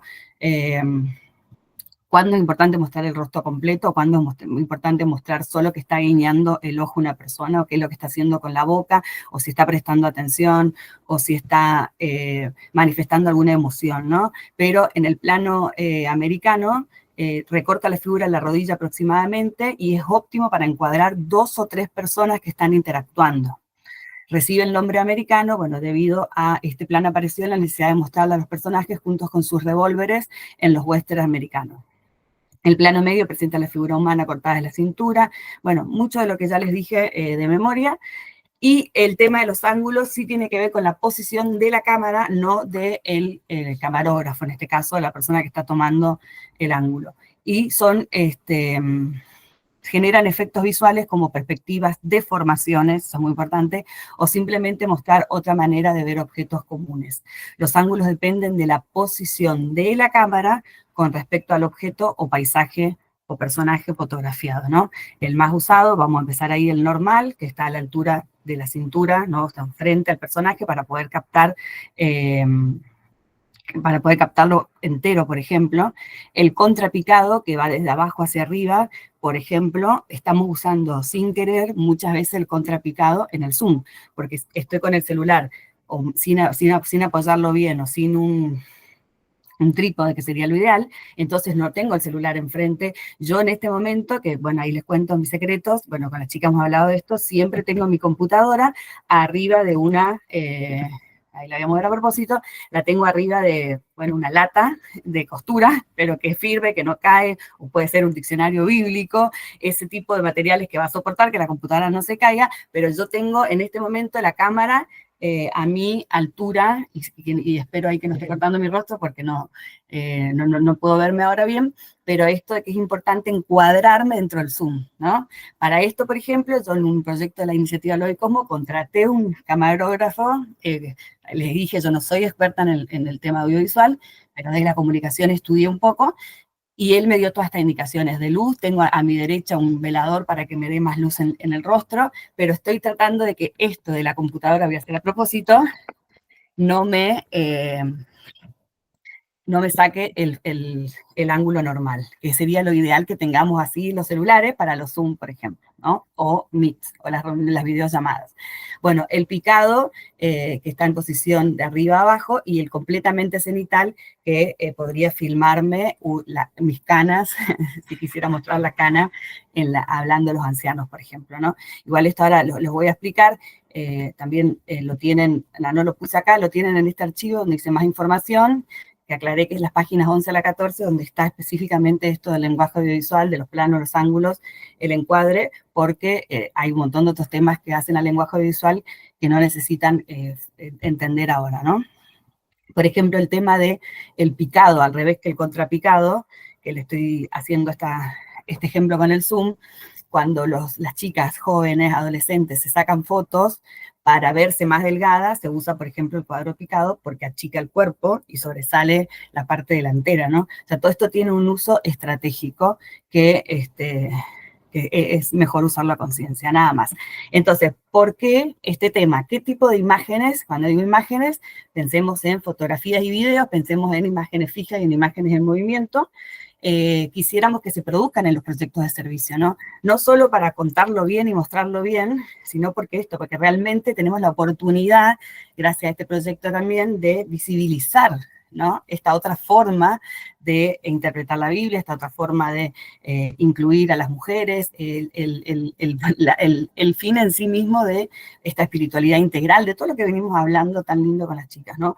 Entonces, queremos producir variedad de planos y ángulos según corresponda, cuando es importante mostrar una persona o el grupo. Ustedes van a tener muchos espacios donde van a estar las personas sentadas en ronda o trabajando, entonces ahí usamos el plano americano para que se puedan ver a estas 2 o 3 personas enteras dentro del cuadro y cuestiones así. Buena definición, aún con el celular, buscar tener siempre la mejor luz, ¿no? Hay mucho ahí para estudiar del tema de luz dentro de una construcción audiovisual, y audios bien elaborados en este sentido de tratar de, por ejemplo, algo muy sencillo, si hubiera mucho viento y estamos haciendo una filmación al aire libre, es poner un trapito, esto que usamos para limpiar los lentes, en el micrófono de las cámaras o del celular, que ayuda a que no se escuche ¿no? Un encuadre correcto, esto que vimos de los planos, pero de que no esté recortado, partes que no tienen que estar recortadas, que son importantes mostrar de las personas o de lo que estamos haciendo, ni haya aire, ¿no? Este fondo es faltante o sobrante. Hay todo un trabajo para estudiar también el tema del aire en las fotografías, que no podemos detenernos acá. Y mirá, esto incluí sin querer, gracias a Dios también, cómo está el Señor guiando en esto, chicas, esto de no reproducir estereotipos, que es muy común el tema de esto. A ver, desde la producción audiovisual, desde los medios, hay una línea hegemónica, hay tesis sobre esta, carreras sobre esto, maestrías, para estudiar el tema de no reproducir estereotipos, pero tenemos medios hegemónicos, entonces nada, se reproducen el estereotipo de pobre, rico, mujer, hombre. Entonces, ¿cómo nosotros podemos romper esos estereotipos con las imágenes que mostramos al visibilizar y difundir este mismo proyecto o sus propias proyectos de servicio, ¿no? Entonces, cómo construir una imagen de personas empobrecidas y no pobres, ¿no? Pero estos son los estereotipos que generan los mismos medios, ¿no? Y hoy las redes sociales, o sea, no hace falta hacer un estudio de eso porque ya está más que comprobado que los medios son los constructores y los reproductores de hegemonía, y que hay industrias por detrás de eso, industrias culturales, pero también hay gobiernos y hay intereses financieros, economía política, los medios, bueno, muchas cosas que se puede decir de eso, pero que para ustedes no es importante, sino tener esta finalidad de mostrar otra cosa, ¿no? Mostrar otra visión, porque ustedes van a estar ahí. Yo no voy a estar en los proyectos de servicios, si pudiera, pero no puedo acompañar todos, entonces ustedes van a estar ahí, ustedes no podemos contratar a una persona, imagínense qué lindo sería, ¿no? Tener un camarógrafo todo el tiempo que nos haga de, bueno, hay como tantos programas ahí, pero que ustedes no simplifiquen las imágenes, no reduzcan y no estén reproduciendo todas estas cosas que hemos hablado, pensarlas en términos de planos. Y bueno, entonces al momento de producir nuestras propias imágenes es importante preguntarnos, ¿nos gustan las imágenes que vemos? ¿Estamos favoreciendo la reproducción de ciertos estereotipos? ¿Nos gustaría modificar eso? ¿Qué imágenes querríamos producir y transmitir a los demás? Acá les voy a mostrar cómo estoy de tiempo, no, ya estoy ahí. Esto, bueno, voy a tratar de mostrarlo brevemente, porque lo tengo listo. Si me regalan 2 minutos más de su atención. Esto se llama Sonoviso, que es un ejemplo de otra forma de hacer documental, que se sigue usando también. Sí, sí, nací acá, sí, me crié acá. Vivo con mi mamá y mi papá y la nena mía. Sí, somos 9 somos. Y 7 mujeres y 2 varones. Pero las demás están todas casadas y ya algunas en el pueblo, otras en las islas. Yo soy la más chica. Yo siempre ayudé a ellos. De chica estoy con ellos y así que hago todo. Bueno, yo en el trabajo mío es ayudarlo a él. Sería ahí arreglarlo alambrado, si tengo que correr algún animal, curarlo. Y después acá en las casas hacer las cosas. Y dentro de todo, acá los patrones a nosotros lo siguen pagando. Pero nosotros siempre estamos arreglando lo alambrado, todas esas cosas, manteniendo que no se esté roto. Porque por ahí traen hacienda y al menos que estén arreglados. Porque para allá arriba hay un campo y para allá abajo hay otro.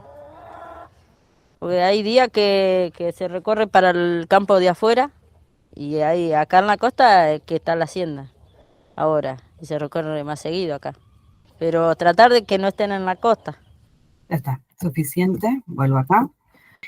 Ahí simplemente lo que quería hacer foco es en esto, lo que tiene diferente, si se dan cuenta, es que hay una voz en off hablando, ¿no? Sobre una imagen, que son imágenes fijas, son fotografías sacadas en base antes o después que la persona habló, probablemente esto es una entrevista, y la singularidad de que el audio está en buena calidad, pero está puesto el mismo audio, no soy yo un orador leyendo lo que la persona dijo, y tampoco es una entrevista estática donde la persona está ahí. Obviamente hoy hay muchos recursos, se puede hacer muchísimo montaje digital para poner la persona hablando y imágenes también en movimiento al mismo momento, pero yo les traigo acá cosas muy básicas para que vean que es posible hacerlo con sus celulares, de donde ustedes van a estar, porque usamos fotografías para contar un relato, pero un relato que previamente está más o menos pensado, ¿no? El mostrar las ropas colgadas en el tender, ¿no? Y quién cuelga, pero a su vez la voz es de la misma persona que está hablando, es darle visibilidad a la voz de la mujer.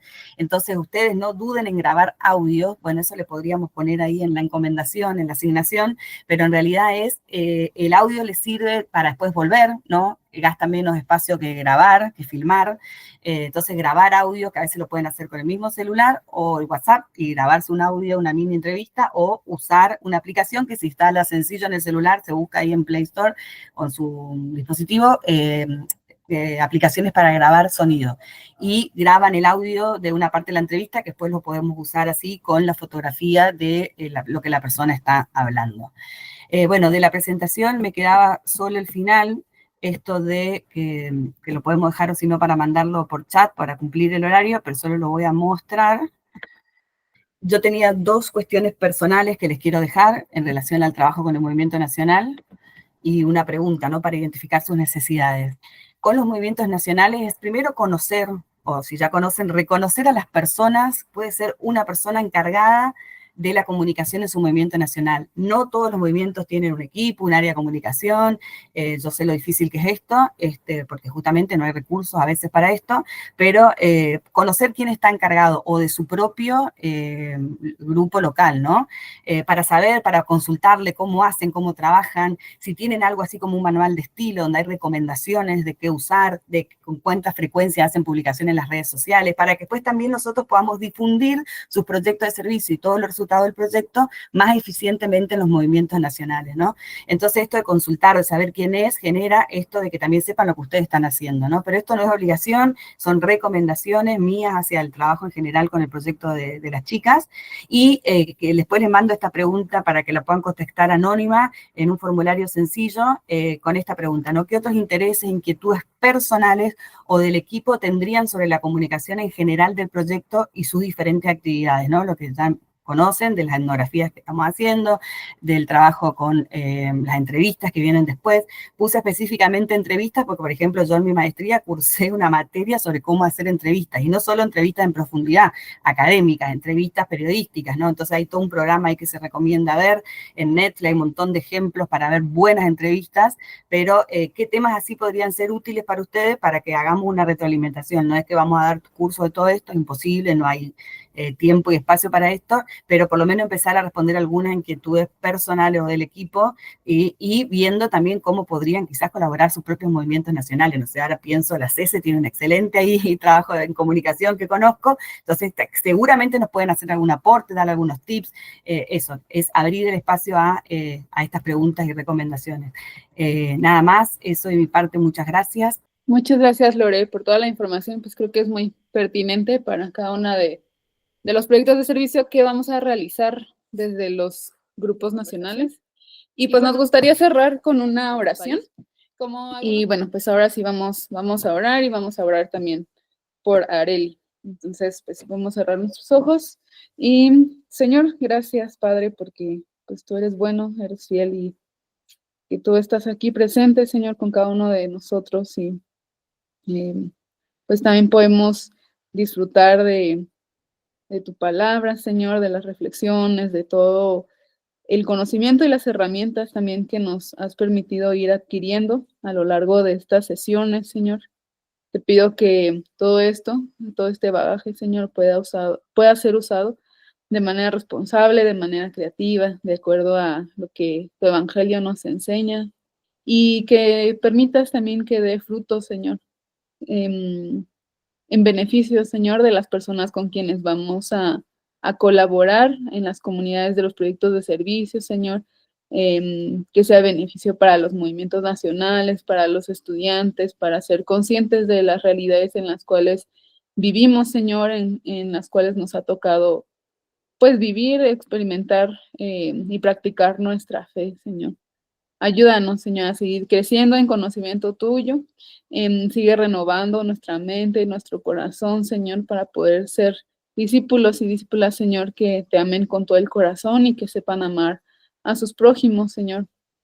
Y pues te pedimos también por Arely y esta situación familiar que están viviendo, la pérdida de su abuelita, Señor. Te pedimos que puedan también ser sensibles a tu presencia ahí, acompañándoles, dándoles paz. Ayúdales en cuanto a todo lo que implica, pues también despedir a un ser querido, darles fortaleza, Señor, y que pues un espacio también donde pueda ser tú conocido y glorificado, Señor. Y pues ponemos en tus manos también lo que sigue de este proyecto, los proyectos de servicio que se irán haciendo, Señor, y toda la actividad en cuanto a las etnografías, que podamos unir fuerzas, Señor, y podamos también como equipos base, pues ser responsables, Señor, y poder pues hacer algo de calidad, Señor, que abone a los ministerios estudiantiles, Señor. Gracias por cada una de las que organizan, Señor, y por cada uno de los participantes también. Pues gracias por todo, Señor. En tu nombre, Jesús. Amén.